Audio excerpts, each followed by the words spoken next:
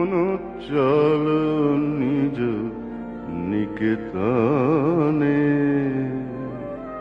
সংসার বিদেশে বিদেশির বেশে ভ্রম কেন অকারণে, মনো চল নিজ নিকেতনে।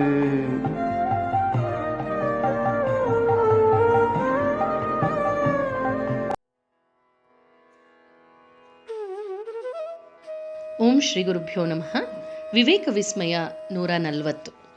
ಹಿಂದಿನ ಧ್ವನಿಯ ತುಣುಕಿನಲ್ಲಿ ಗಮನಿಸ್ತಾ ಇದ್ದ ಹಾಗೆ ಬಹುತಕ ಅನ್ನುವಂತಹ ಅಧ್ಯಾಯವನ್ನು ಗಮನಿಸ್ತಿದ್ವಿ.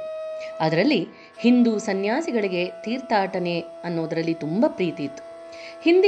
ಹಿಂದಿ ಭಾಷೆಯಲ್ಲಿ ಒಂದು ಮಾತಿರೋ ಹಾಗೆ ಬೆಹತಾ ಪಾನಿ ಚಲ್ತಾ ಸಾಧು ಅನ್ನೋ ಹಾಗೆ ಸನ್ಯಾಸಿಯಾದವನು ಹೇಗಿರಬೇಕು ಅಂದರೆ, ನೀರು ಹೇಗೆ ಹರಿತಾ ಇರುತ್ತೋ ಹಾಗೆ ಸನ್ಯಾಸಿಯಾದವನು ಯಾವಾಗಲೂ ಸಂಚರಿಸ್ತಾ ಇರಬೇಕು ಅನ್ನೋದನ್ನು ಗಮನಿಸ್ತಾ ಇದ್ವಿ.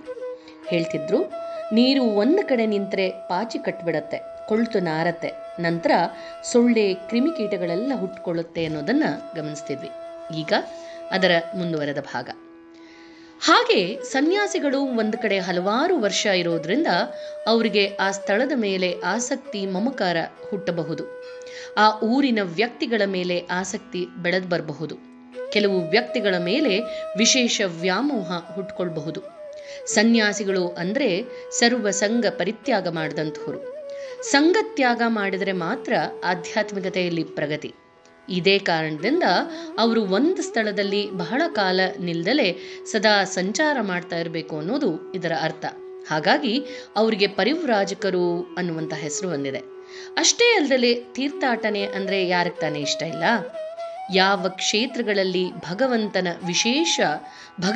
ವಿಶೇಷವಾಗಿ ಆರಾಧಿಸಲ್ಪಡ್ತಿದ್ದಾನೋ, ಯಾವ ಕ್ಷೇತ್ರಗಳು ಅಸಂಖ್ಯಾತ ಸಾಧು ಸಂತರ ಸಮಾಗಮದಿಂದ ಮತ್ತಷ್ಟು ಪುನೀತವಾಗ್ತಿದೆಯೋ ಅಂತಲ್ಲಿಗೆ ಹೋಗಿ ಯಾರಿಗೆ ತಾನೇ ಇರೋದಕ್ಕೆ ಇಷ್ಟ ಆಗೋದಿಲ್ಲ? ಅದರಲ್ಲೂ ಭಗವಂತನ ಸಾಕ್ಷಾತ್ಕಾರವನ್ನೇ ಜೀವನದ ಏಕೈಕ ಗುರಿಯನ್ನಾಗಿಸ್ಕೊಂಡು ಸರ್ವ ಸಂಘ ಪರಿತ್ಯಾಗವನ್ನು ಮಾಡಿರುವಂತಹ ವಿರಾಗಿಗಳಿಗೆ ಇಂತಹ ಇಚ್ಛೆ ಆದರೆ ಅದರಲ್ಲಿ ಆಶ್ಚರ್ಯವಾದರೂ ಇದೆಯೇನು? ಹಾಗೆ ಬಾರಾನಗೌರ್ ಮಠದ ನೂತನ ಸನ್ಯಾಸಿಗಳಿಗೂ ಕೂಡ ಆ ಇಚ್ಛೆ ಉಂಟಾಗ್ಬಿಟ್ಟಿದೆ. 1887 ಫೆಬ್ರವರಿ ಅಂತ್ಯದಲ್ಲಿ ಶಾರದಾನಂದ, ಅಭೇದಾನಂದ ಹಾಗೆ ಪ್ರೇಮಾನಂದ ಇವರು ಪುರಿ ಕ್ಷೇತ್ರದ ಕಡೆಗೆ ಹೊರಟರು. ಅಖಂಡಾನಂದರು ಟಿಬೆಟ್ಟಿನ ಕಡೆಗೆ ಹೊರಟರು. ಮೇ ತಿಂಗಳಲ್ಲಿ ಒಂದು ದಿನ ತ್ರಿಗುಣಾತೀತಾನಂದರು ತಾವು ಎಲ್ಲಿಗೋ ಹೋಗುವುದಾಗಿ ಹೇಳಿ ಇದ್ದಕ್ಕಿದ್ದ ಹಾಗೆ ಕಾಣಿಯಾಗ್ಬಿಟ್ಟಿದ್ದಾರೆ. ತಾವು ಯಾವ ಕಡೆಗೆ ಹೋಗ್ತಾ ಇದ್ದೀನಿ ಅನ್ನೋದನ್ನ ಯಾರ ಹತ್ರವೂ ಬಾಯ್ಬಿಟ್ಟಿರಲಿಲ್ಲ. ಸ್ವಾಮೀಜಿ ಆ ದಿನ ಮಠದಲ್ಲಿ ಇರಲಿಲ್ಲ. ಕಾರಣಾಂತರದಿಂದ ಕಲ್ಕತ್ತಾಕ್ಕೆ ಹೋಗ್ಬೇಕಾಗಿ ಬಂದಿತ್ತು. ಅಲ್ಲಿಂದ ಹಿಂದಿರುಗಿ ಬಂದಾಗ ನೋಡ್ತಾರೆ, ತ್ರಿಗುಣಾತೀತಾನಂದರು ನಾಪತ್ತೆ. ಅವ್ರಿಗೆ ತುಂಬ ಕಳವಳ ಆಯಿತು. ಸಿಟ್ಟೇನೋ ಬಂತು. ಯಾಕೆ ಅಂತಂದರೆ, ತ್ರಿಗುಣಾತೀತಾನಂದರು ವಯಸ್ಸಿನಲ್ಲಿ ಬಹಳ ಚಿಕ್ಕವರು. ಅಂದರೆ ಆಗ ಅವರ ವಯಸ್ಸು ಸುಮಾರು 18ರಿಂದ 19 ವರ್ಷ ಅಷ್ಟೆ. ಲೋಕಾನುಭವ ಸಾಲಲ್ಲ. ಯಾರಾದರೂ ದುಷ್ಟರ ಕೈಗೆ ಸಿಕ್ಕಾಕೊಂಡ್ರೆ ಏನು ಗತಿ? ಇದು ಸ್ವಾಮೀಜಿಗಾಗಿದ್ದಂತಹ ಚಿಂತೆ. ಅಥವಾ ಸಾಕ್ಷಾತ್ಕಾರ ಮಾಡಿಕೊಳ್ಬೇಕು ಅನ್ನೋ ಉತ್ಸಾಹದಲ್ಲಿ ಅತಿ ಸಾಧನೆಯನ್ನು ಮಾಡಿ ಅಪಾಯಕ್ಕೆ ಗುರಿಯಾಗ್ಬಿಟ್ರೆ ಏನು ಗತಿ? ಇದು ಸ್ವಾಮೀಜಿಗೆ ತುಂಬ ಕಷ್ಟ ತಂತು. ಆದರೆ ತ್ರಿಗುಣಾತೀತಾನಂದರು ಹೋಗುವಾಗ ಒಂದು ಪತ್ರವನ್ನು ಬರೆದಿಟ್ಟು ಹೋಗಿದ್ರು. ದಕ್ಷಿಣೇಶ್ವರಕ್ಕೆ ಹೋಗಿದ್ದಂತಹ ಬ್ರಹ್ಮಾನಂದರು ಅಲ್ಲಿಂದ ಹಿಂದಿರುಗಿದಾಗ ಈ ಪತ್ರವನ್ನು ಸ್ವಾಮೀಜಿ ಕೈಗೆ ಕೊಟ್ಟರು. ಆ ಪತ್ರದ ಒಕ್ಕಣೆ ಹೀಗೆ ಬರೆದಿತ್ತು: ನಾನು ಮಠದಲ್ಲಿ ಉಳಿದುಕೊಳ್ಳೋದು ಅಪಾಯಕರ ಅಂತ ತೋರ್ತಾ ಇದೆ. ಮನೆಯವರಿಂದ ನನಗೆ ತುಂಬ ತೊಂದರೆ ಇದೆ. ಹಾಗಾಗಿ ನಾನು ಕಾಲ್ನಡಿಗೆಯಲ್ಲಿ ಬೃಂದಾವನಕ್ಕೆ ಹೋಗ್ತಿದ್ದೀನಿ ಅಂತ ಆ ಬರೆದಿದ್ದಂತಹ ಒಕ್ಕಣೆಯಲ್ಲಿ ಹೀಗಿತ್ತು. ಈಗ ಬ್ರಹ್ಮಾನಂದರು ಸ್ವಾಮೀಜಿ ಹೇಳ್ತಾರೆ, ನೋಡ್ದ್ಯಾ ನರೇನ್, ಅವನು ಹೊರಟು ಹೋಗಿದ್ದಕ್ಕೆ ಕಾರಣಗಳು ಇದಪ್ಪ.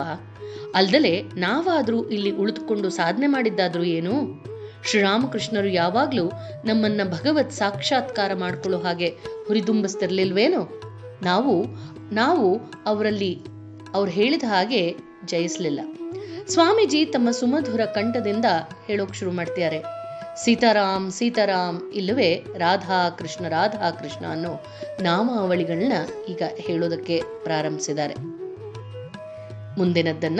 ಮುಂದಿನ ಧ್ವನಿಯ ತುಣುಕಿನಲ್ಲಿ ಗಮನಿಸೋಣ. ಜಯರಾಮಕೃಷ್ಣ.